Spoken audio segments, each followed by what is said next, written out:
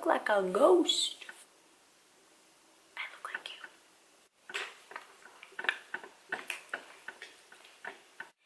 you. Hey starlings. This video was pretty much requested by a few people, so I thought I'd comply. Now, this is going to be about acting tips from my own personal experiences and what I've learned over the years. This is mainly going to focus on cinematic acting, but if you are interested in knowing what the difference is between theater and acting, I will address the similarities and differences before I get into the actual tips. So I'm just going to jump right into it. No theatrics. I need a contour add blush or something, 1 second. Alright, just to get it out of the way, I'm going to address theater first. Now, the first thing I should address is theater is basically a person playing a character in the flesh or in front of a live audience, and it's not being recorded. It'll usually take 2 to 3 hours to fully develop a character, and then you also get weeks of practice ahead of time, and usually you would typically get a couple performances that are live. You will also need over-the-top emotions when you do theater, so all the people in the cheap back seats will be able to see and understand and hear you. Again, it's a live audience. No pressure. You are typically with the same scenery the entire time you're doing a production, because you're usually typically on a stage. And they typically will lean more towards a flawed person to play a character. They're more accepting of different things. They don't usually have an ideal look of what they have for the character. Like, if you can do the part well, you're most likely gonna get the role. And a big thing for theater is you need a very strong voice vocally to hit those cheap seats. That's all I could really gather to do a quick summary of theater and if you want to be an actor in theater. Now, what is cinematic acting? Basically, you are portraying a character in a recorded production for radio broadcasting or a movie, a TV show. You get the idea. And since it's recorded, you can mess up and no one would ever know unless they have a really epic blooper reel. And then everyone will know. And it'll be posted on YouTube for millions to see. So make your mess ups good. I like cinematic acting the most because you can do more subtle movements and expressions and emotions because the camera can pick up all of that much better than you could on stage. Sceneries are constantly changing depending on what kind of film you're in, because you could be filming at a parking lot one day and then you're in a green studio the next day. It's always changing, it's always different.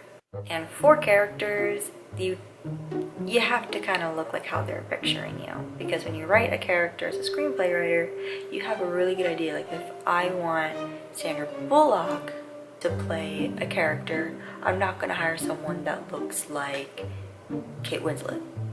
You know what I'm saying? Whereas in theater, you can kind of get away with hiring Kate Winslet because it's a play and it's not recorded. It's a couple night shows. Whereas in a movie, it can be seen over and over and over again. You know what I'm saying? Like, cast and directors have an ideal look of what they want their people to look like, more so than they do in theater. And also, you need to have really good vocal ranges for cinematic acting. And I do want to have a disclaimer, little tip. Learn voice acting. Make that one of your big things to learn if you're going to take anything from this video. Vocal coaches, not for just singing, but for speaking, could get you a lot more in this industry than if you didn't. And if you can't afford that, you could always just look on YouTube and learn. That's how I learned. Okay.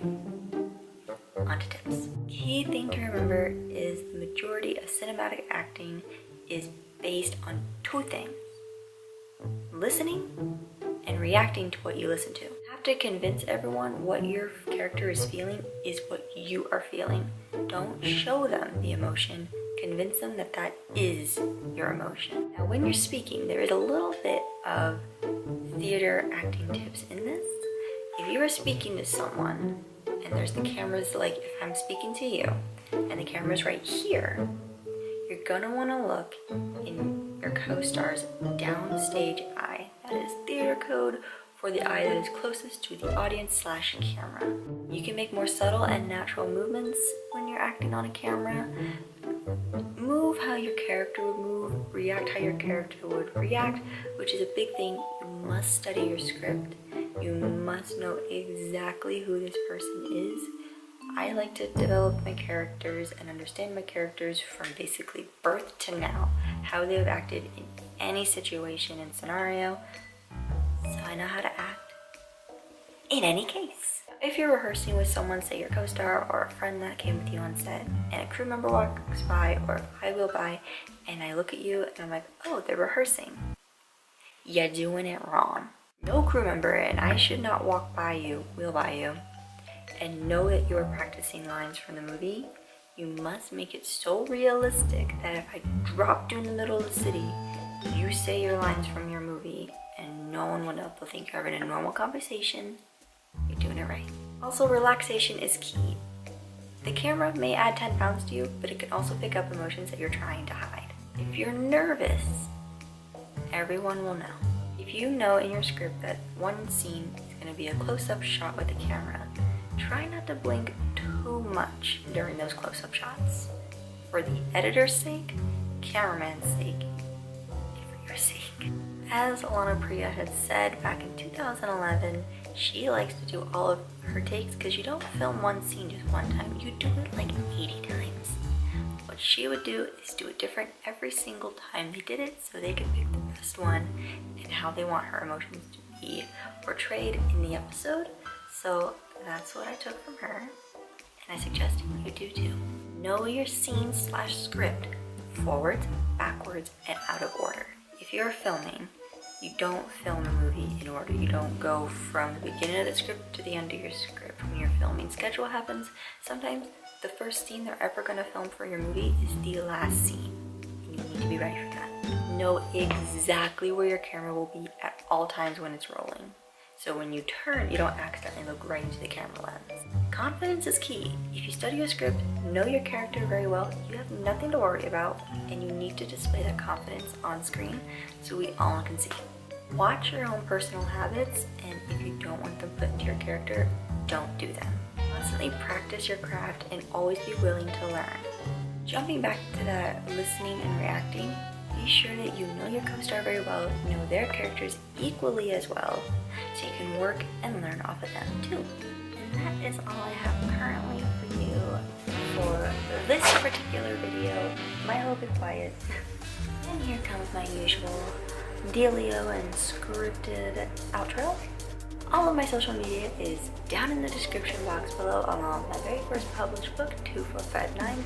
Please go check it out, and thank you to everyone who's supporting it. If you want to talk to me here, you can always just comment down below. Also, what you would like to see next. You could click that subscribe button if you want to see more videos, and that little bell will notify you every time I upload one. And as always, I will see you later.